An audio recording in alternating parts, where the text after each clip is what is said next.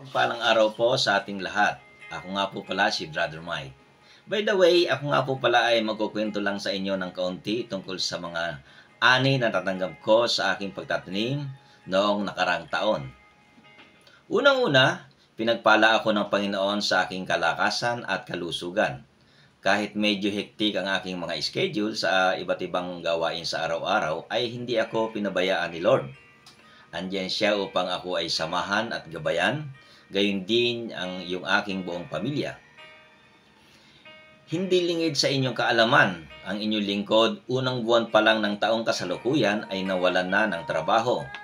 Noong una medyo nagtatanong ako sa aking sarili kung bakit nangyari ito. Paano na ang aking pamilya? Paano na ang aming pangunahing pangangailangan?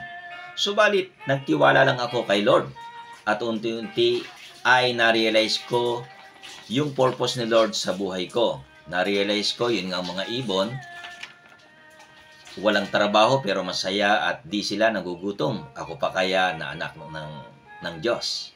Na-realize ko na yung kanyang desisyon ay laging tama, hindi kagaya ng desisyon ng tao. Minsan tama, minsan palpak.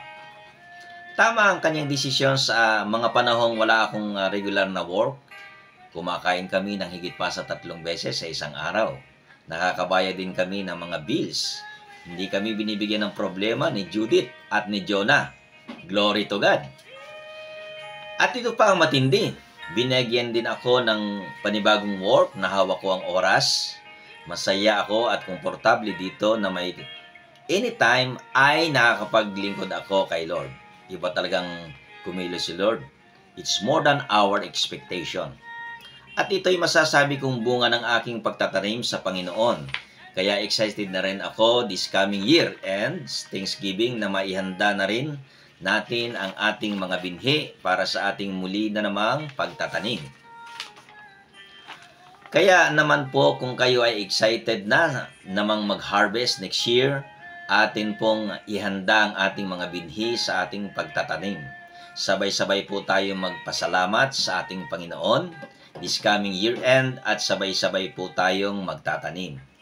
Iiwan ko lang po ang Bible verse na ito mula sa Galatians chapter 6 verse 7 and 10. Huwag magpaninlang, hindi madadaya ang Diyos. Anuman ang itinanim ng tao, iyon din ang kanyang aanihin. Kaya nga, magkaroon tayong pagkakataon, gumawa tayo ng mabuti sa bawat isa.